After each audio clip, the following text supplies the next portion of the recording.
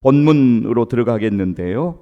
오늘 본문의 때는 다니엘이 포로로 끌려온 지 60년 정도가 지난 때였습니다. 다니엘은 바벨론 왕 느부갓네살 제1차 유다 침공했을 때 바벨론 궁으로 끌려왔습니다.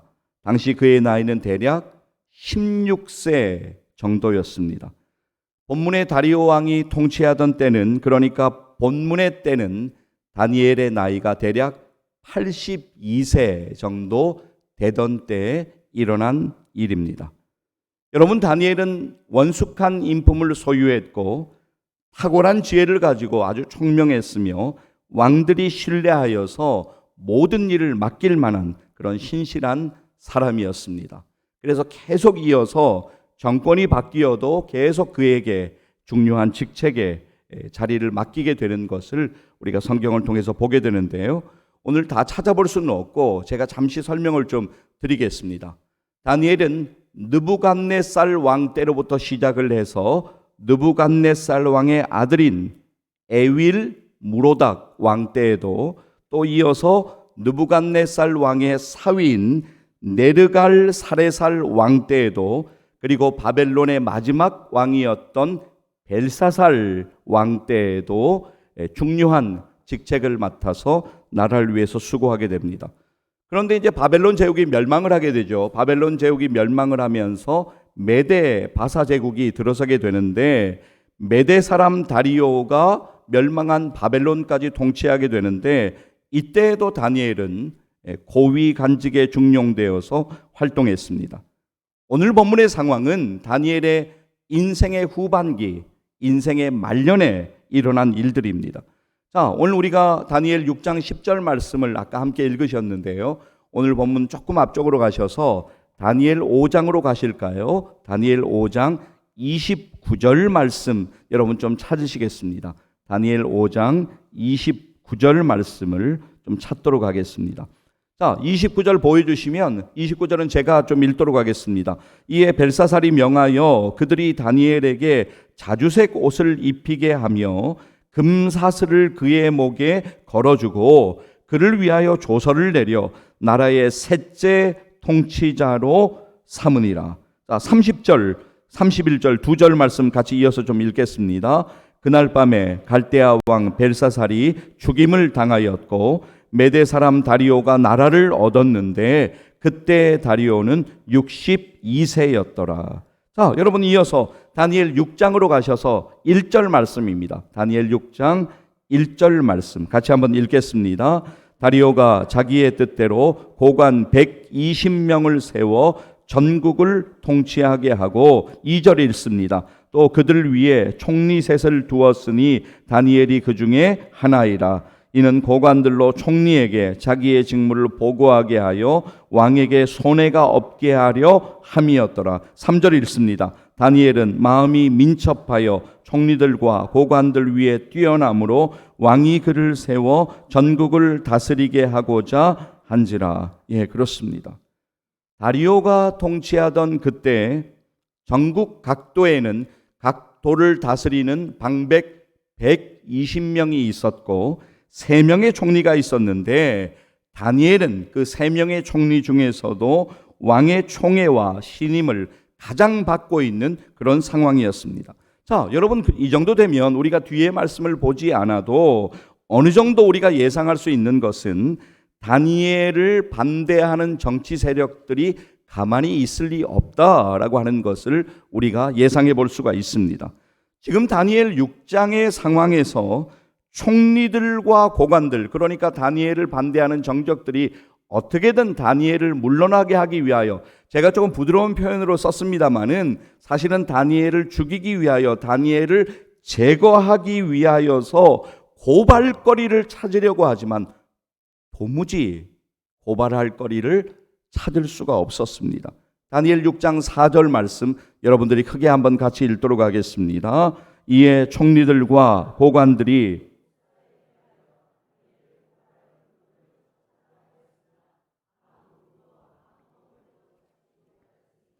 이는 그가 충성되어 아무 그릇됨도 없고 아무 허물도 없음이었더라. 예, 4절 말씀의 하반절 여러분 다시 보시면 아무 그릇됨도 없고 아무 허물도 없었음이더라 라고 성경은 증거하는데, 여기서 그릇됨은 태만과 부주의를 의미하는 것이고 허물은 부패한 행동을 의미하는 것입니다. 한마디로 다니엘은 신실한 삶을 살았습니다.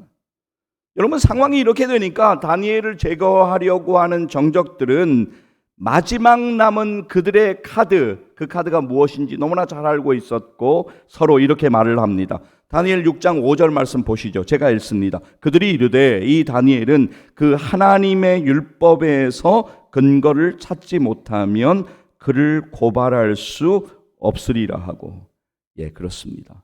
그들은 다니엘의 믿음, 그 믿음에 그들의 가진 모든 화력을 다 퍼붓습니다. 어떤 믿음입니까? 다니엘의 어떤 믿음입니까? 하나님을 믿는 그 믿음입니다. 여러분, 다니엘 6장 이제 6절로부터 9절까지 쭉 보시게 되면 다니엘의 정적들은 어떻게든 왕이 직접 조서에 왕의 도장을 딱 찍게 만들어서 다니엘을 죽이기 위한 완벽한 셋업을 지금 하고 있습니다. 다니엘 6장 6절에서 9절까지의 말씀 보시겠는데요. 자, 6절 제가 먼저 읽습니다. 이에 총리들과 고관들이 모여 왕에게 나아가서 그에게 말하되 다리오 왕이여 만수무강하옵소서. 자, 7절에 어떻게 셋업하는가 한번 보시죠. 7절 함께 읽습니다. 나라의 모든 총리와 지사와 총독과 법관과 관원이 의논하고 왕에게 한 법률을 세우며 한 금령을 정하실 것을 구하나이다. 왕이여, 그것은 곧 이제부터 30일 동안에 누구든지 왕의 어떤 신에게나 사람에게 무엇을 구하면 사자굴에 던져 넣기로 한 것이니이다. 자, 그래서 8절에 아예 못을 딱 봤잖아요. 8절에 읽습니다. 그런즉 왕이여, 원하건대 금령을 세우시고 그 조서에 왕의 도장을 찍어 메대와 바사에 고치지 아니하는 규례를 따라 그것을 다시 고치지 못하게 하옵소서 하매. 9절에 읽습니다. 이에 다리오 왕이 조서에 왕의 도장을 찍어 금령을 내니라. 누구도 못 바꾸는 상황이에요.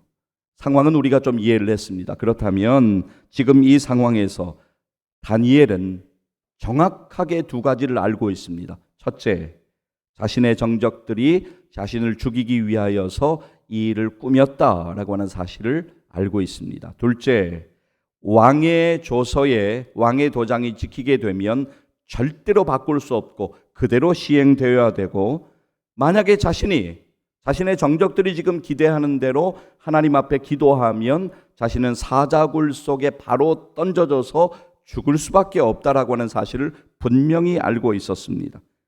자, 여러분, 이제 오늘 본문을 우리가 주목할 때입니다. 주목하여 보시기를 바랍니다. 다니엘 6장 10절 말씀인데요. 이렇게 본문은 시작하고 있습니다. 다니엘이 이 조서에 왕의 도장이 찍힌 것을 알고도. 여러분, 어떻게든 우리가 하나님 믿는 믿음 지키고 그렇게 살려고 할 때 결코 순풍만 부는 것이 아닙니다. 오히려 더 많은 고난과 환난과 박해를 더 많이 만납니다. 예수 믿고 하나님의 자녀로 사는 이유 때문에 더 많은 고난과 환난을 경험해야 합니다. 믿음으로 살려고 애쓰면 애쓸수록, 믿음으로 살려고 몸부림치고 수고하면 할수록 더 많은 박해를 받습니다. 어떻게 된 일일까요? 자, 오늘 우리의 본문을 좀 표시를 해놓으세요. 주보를 끼워 놓으시든지, 아무튼 오늘 본문 다니엘 6장으로 돌아올 표시를 해놓으시고 신약으로 가겠는데요. 신약 디모데후서 3장 12절 말씀입니다. 신약 346페이지입니다. 일부 예배 때도 제가 페이지를 말씀드렸더니 훨씬 도움이 되셨어요. 신약 346페이지 정도에 있습니다. 신약 346페이지 정도에 있습니다. 디모데후서 3장 12절 말씀입니다. 이 말씀을 우리가 좀 기억하기를 원하는데요.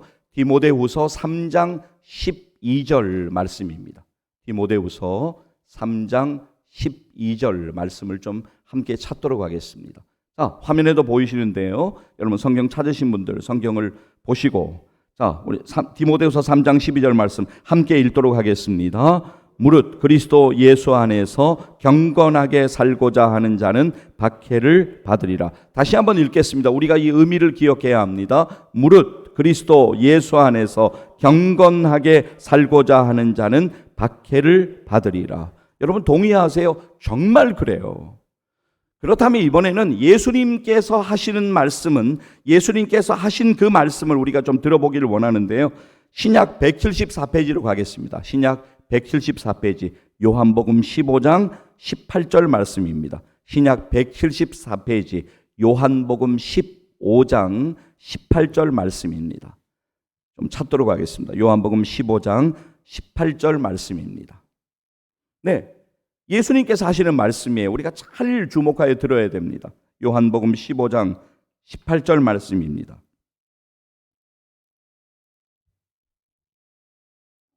신약 174페이지 정도에 있습니다. 여러분 성경 조금 늦게 찾으셔도 괜찮아요. 우리가 뭐 성경 찾기 대회 하는 거 아니니까. 예전에는요, 뭐 요즘 잘 모르겠는데 저 어릴 때는 이 성경 빨리 찾기 대회가 있었어요. 정말 교회에서. 그래가지고 성경 이렇게 놓고 뭐 몇 장 하면 누가 이렇게, 물론 뭐 사회자는 다 찾아 놓겠죠. 처음 시작을.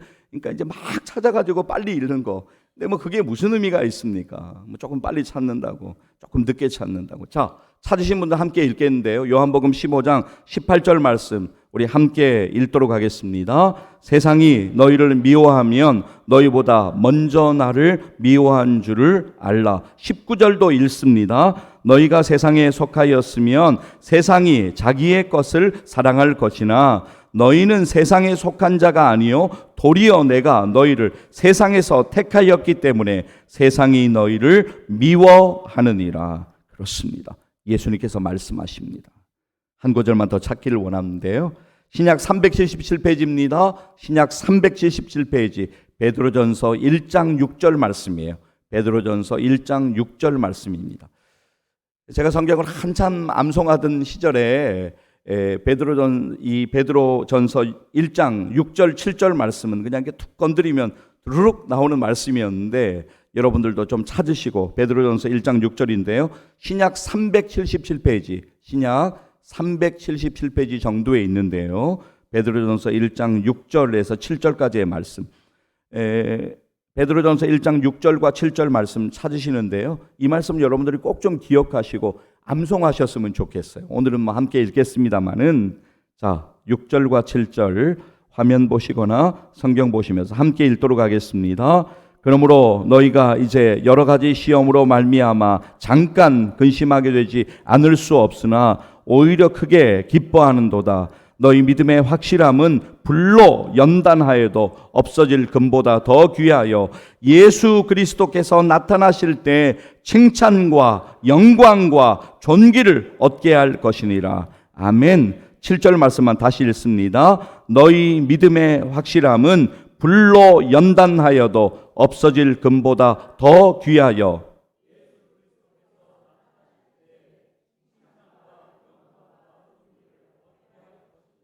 아멘. 그렇습니다. 그날에 하나님 앞에 우리가 서게 되는 그날이 반드시 다가올 겁니다.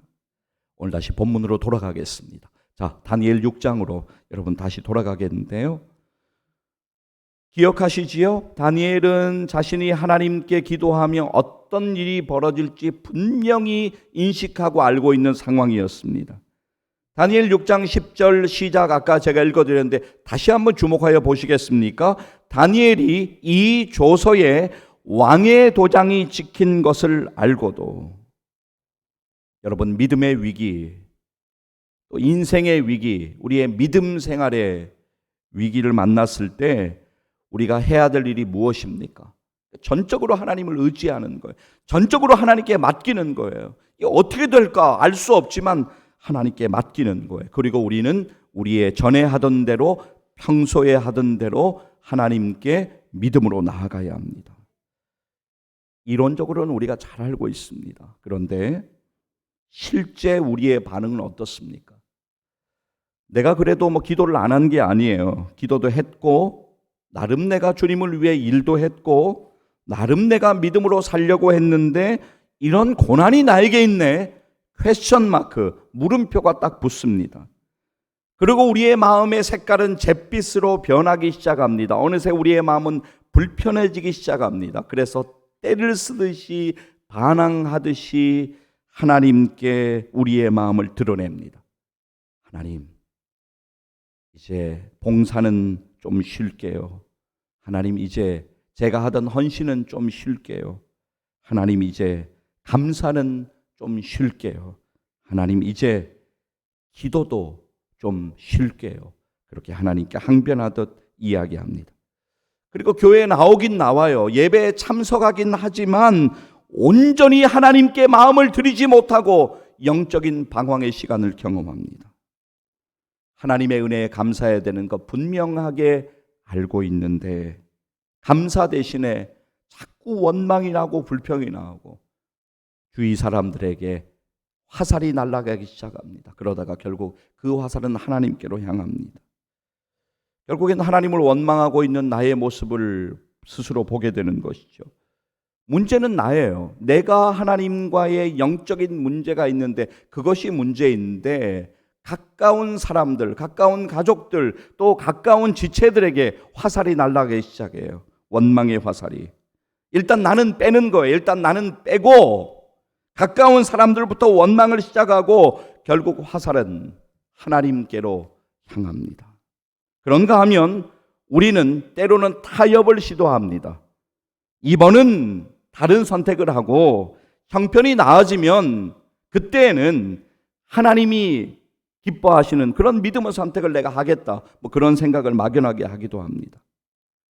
사랑하는 성도 여러분, 오늘 본문을 보세요. 다니엘의 선택은 어떠했습니까? 여러분, 오늘 우리의 본문 6장, 다니엘 6장 10절 말씀을 보게 되면 아주 중요한 문장을 만나게 됩니다. 전에 하던 대로. 여러분, 볼펜이나 하이라이트나 메모지 같은 걸 준비하셔야 돼요. 그래서 하나님의 말씀에 좀 표시하시면서 내가 이 말씀을 붙들겠다고 여러분 좀 결단을 하셔야 돼요. 하나님을 향한 다니엘의 변함없는 믿음을 보여주는 중요한 문장입니다. 그리고 너무나 중요한 단어가 있습니다. 하나님께라고 하는 단어입니다. 하나님을 향한 다니엘의 믿음을 가장 잘 보여주는 단어입니다. 다니엘의 삶의 특징이 압축된 중요한 단어입니다. 하나님께. 여러분, 본문에서 하나님께 원어의 의미는 하나님 앞에서라는 의미입니다. 여러분이 잘 알고 계시는 라틴어 있잖아요. 코람데오라는 말과 같은 의미입니다. 오늘 말씀의 제목이 하나님 앞에서 전에 하던 대로입니다. 여러분, 지금 본문의 상황을 여러분들 이해를 하셨습니다. 그러니까 지금 상황은 다니엘이 총리를 그만두거나 아니면 다니엘이 어느 지역에 유배를 가거나 그런 상황이 아니에요. 전에 하던 대로 하나님께 기도를 하게 되면 사자굴에 던져져서 죽는 상황입니다. 그러나 다니엘은 하나님을 전적으로 신뢰하고 하나님께 맡기고 하나님께 전에 하던 대로 기도하면서 하나님께 감사했습니다. 이거 참 어려운 일이잖아요. 이런 상황 가운데 전에 하던 대로 하나님께 믿음으로 나아가는 것.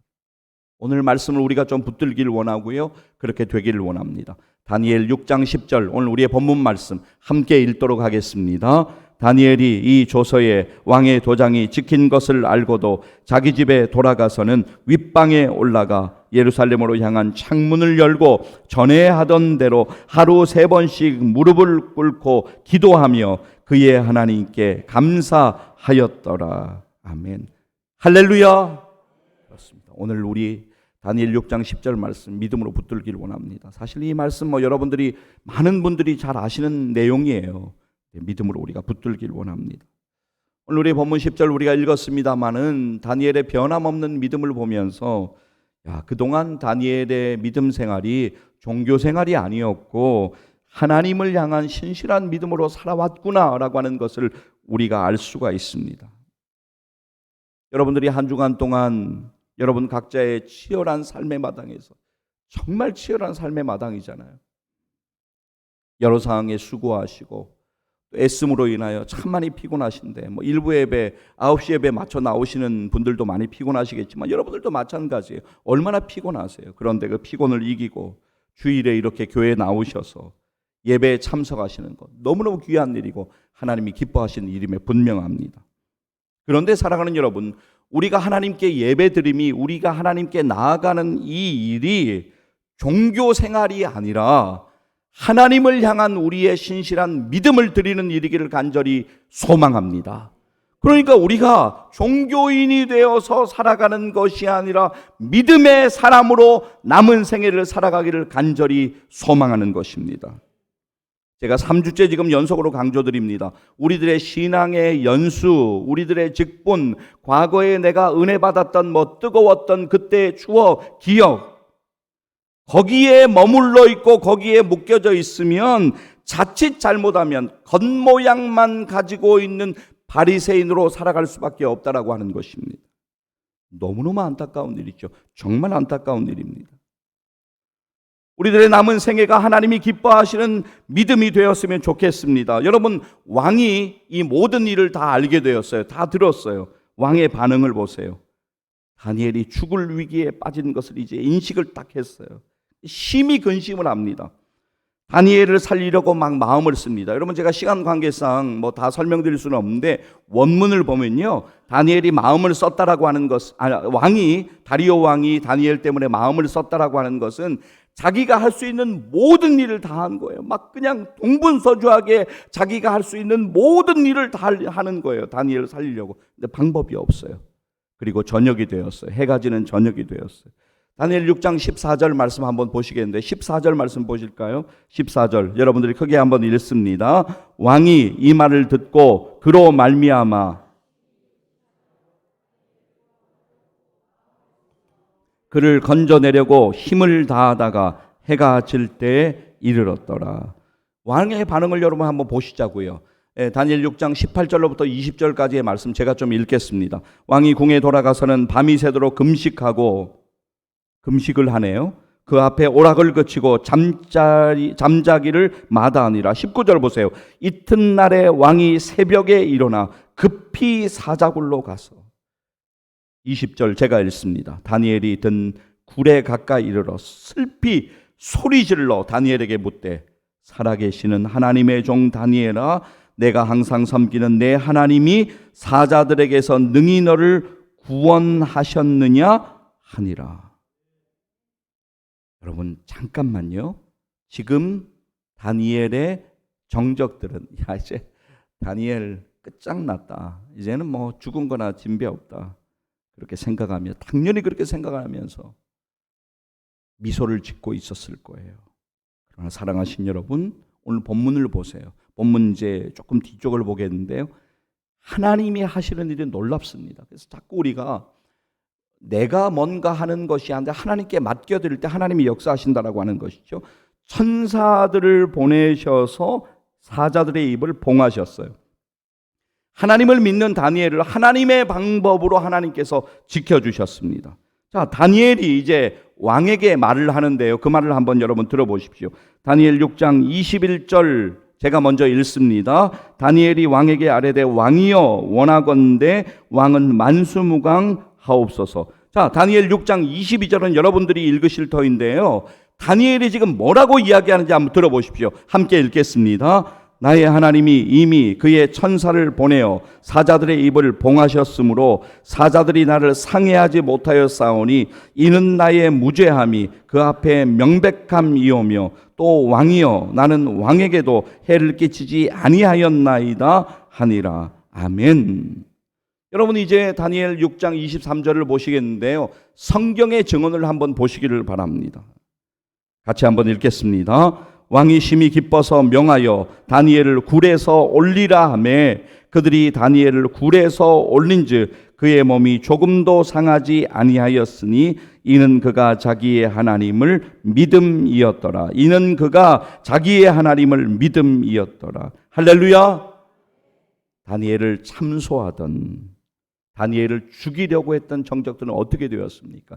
제가 다니엘 6장 24절을 좀 읽어드리겠습니다. 왕이 말하여 다니엘을 참소한 사람들을 끌어오게 하고 그들을 그들의 처자들과 함께 사자굴에 던져넣게 하였더니 그들이 굴 바닥에 닿기도 전에 사자들이 곧 그들을 움켜서 그 뼈까지도 부서뜨렸더라.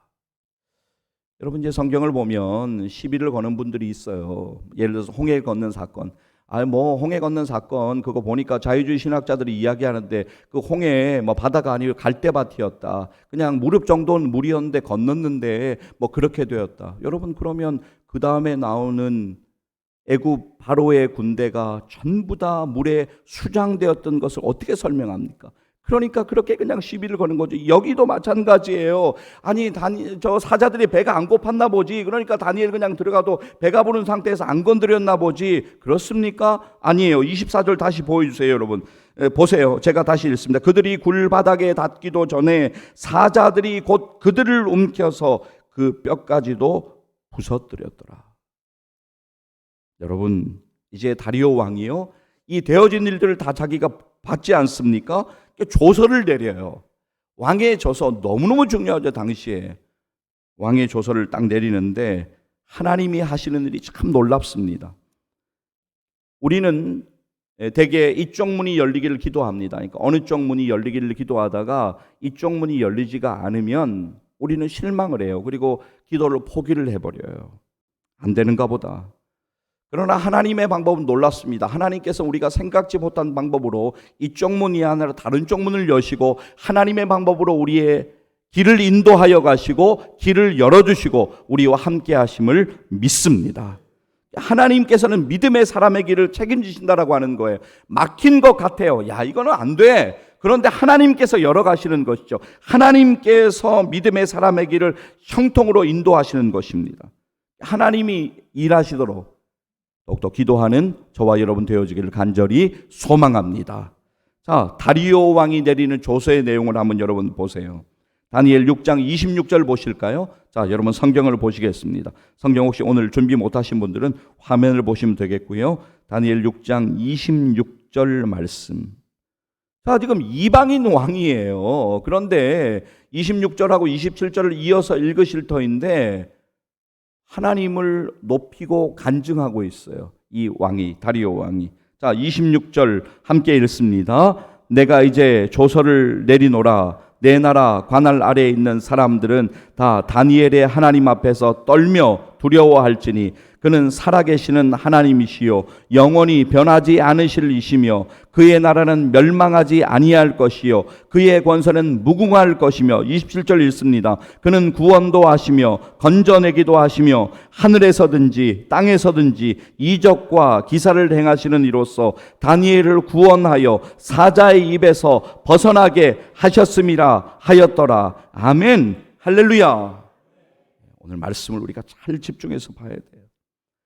다 읽을 수는 없고 다니엘 6장 마지막 절이 28절인데요. 다니엘 6장 28절 말씀 우리가 읽겠는데요. 여러분, 다니엘이 탁월해서 그렇습니까? 제가 앞쪽에 다니엘이 이렇게 지혜가 있고 여러 가지 말씀드렸는데 아니에요. 전적인 하나님의 은혜예요. 하나님의 은혜 주셨어요. 다니엘 6장 28절 마지막 절 함께 읽도록 하겠습니다. 이 다니엘이 다리오 왕의 시대와 바사 사람 고레스 왕의 시대에 형통하였더라. 아멘. 우리가 형통을 이야기할 때 하나님의 은혜를 떼놓을 수가 없어요. 야, 그 사람 일 잘 풀렸대.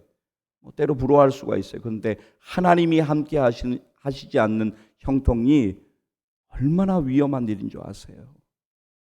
그것 때문에 그것이 아킬레스건이 될 수가 있어요. 하나님 없는 형통. 와, 부러워하지 마세요. 하나님이 함께 하시는 형통, 그 진정한 형통을 누리시기를 간절히 소망합니다. 사랑하는 성도 여러분, 오늘 여러분들이 마주하는 여러 일들이 분명히 있으십니다. 좋은 일도 있고 기쁜 일도 있으시겠지만 그렇지 않고 여러분을 근심하게 하고 여러분을 위축되게 만들고 여러분을 의기소침하게 만드는, 여러분을 힘겹게 하고 절망스럽게 하는 그런 일들이 분명히 있습니다. 물론 여러분들이 하나님 앞에 성실하게 하루하루를 사는 것 중요합니다. 최선을 다하는 것, 열심히 사는 것 너무너무 중요합니다. 그렇게 해야 돼요. 그러나 그것보다 비교할 수 없이 중요한 것이 있습니다. 그것이 무엇이냐면 그럼에도 불구하고, 저를 한번 따라 하실까요? 그럼에도 불구하고. 그렇습니다. 그럼에도 불구하고 모든 상황 속에서 믿음으로 하나님께 맡기는 거예요. 믿음으로 하나님께 기도하는 거예요. 믿음으로 하나님께 감사하는 것입니다. 이것이 우리가 할 일입니다. 한마디로 믿음으로 살아가는 거예요. 목사님 잘 모르셔서 그렇지. 아유, 목사님 잘 모르셔서 그렇지. 저는 요즘 별로 감사할 거리가 없습니다. 이렇게 말씀하실 수도 있습니다. 그렇지 않습니다. 오늘 2023년 10월 29일 우리가 함께 예배드리고 있지 않습니까? 영상으로 예배 드리시는 분들도 여러 가지 많은 일들이 분명히 있으세요. 여러분들 가운데 하나님의 은혜로 여기까지 왔습니다. 제가 이제 그 메릴랜드에 사역을 할 때 제가 사는 지역이 백악관이 있는 데하고 가깝다고 말씀드렸잖아요. 그러니까 워싱턴 DC, 메릴랜드, 버지니아 세 개 주가 붙어 있는데 거기를 도는 460번 도로 6차선 큰 도로, 이제 왕복이면 뭐 12차선이 되겠죠. 그런 큰 도로가 있습니다. 근데 그 벨트웨이라고 거기만 이제 도는 거예요. 거기 도는 도로. 제가 너무 친하게 지내던 분이 어느 날 이제 460번 도로를 달려서 이제 볼일을 보러 가다가 심장이 아파오기 시작하는 거예요. 쪼여오는 아픔을 느낀 거예요. 근데 뭐 그러면 차를 세우긴 했는데 911을 불러가지고 뭐 이제 구급차가 오고 뭐 그런 상황이 되는데 그런 상황이 안 되는 거예요. 거기까지 진행이 안 되는 거예요. 기도했대요. 하나님, 이렇게 내가 하나님 앞에 가야 되는 겁니까? 하나님 놀라운 은혜 주셨어요. 정말 뭐 본인의 말대로 죽었는데 살아났어요. 거의 죽다가 살아났어요. 그 일 이후에 그분의 인생이 완전히 변화되었어요. 뭐 나쁜 분이 아니고 믿음으로 사는 분이었는데 더 절실하게 믿음으로 사는 거예요. 하루하루 살아가는 것이 하나님의 은혜라고 하는 것을 깨닫는 순간에 그냥 살아갈 수가 없는 거예요. 힘겨운 일들도 분명히 있는데 감사가 나올 수밖에 없는 거예요. 여러분 정말로 그렇습니다. 오늘 우리가 이렇게 호흡하며 사는 것, 여기까지 오늘까지 온 것, 전적인 하나님의 은혜임을 믿음으로 고백합니다. 하나님의 은혜예요. 당연한 것은 하나도 없어요. 당연한 것이 어디 있습니까? 여러분, 말도 안 되는 이야기입니다. 오늘 우리가 호흡하며 살아가는 것, 여기까지 온 것, 전적인 하나님의 은혜인 줄로 믿습니다.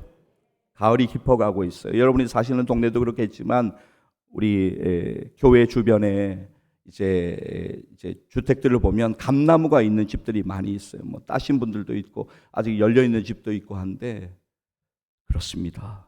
가을은 열매 맺는 계절이에요. 가을은 결실하는 계절입니다. 우리의 믿음도, 우리의 남은 생애에도, 또 이 깊어가는 가을에, 다가오는 겨울에 하나님이 기뻐하시는 믿음의 열매가 더욱더 열려지기를 간절히 소망합니다. 남은 생애의 시간의 끝까지 하나님 앞에서 전에 하던 대로 믿음 생활하며 사시기를 주의 이름으로 간절히 축복합니다. 사랑하는 성도 여러분, 다음 주일은 추수감사주일입니다. 여전히 복잡한 많은 일들이 분명히 있습니다. 그러나 그럼에도 불구하고 믿음의 눈을 들어서 이 한 주간을 믿음으로 사십시오. 믿음으로 기도하십시오. 믿음으로 감사하십시오. 그래서 추수감사절 기쁨으로, 감사함으로 맞이하시기를 주의 이름으로 간절히 축복합니다. 기도하시겠습니다.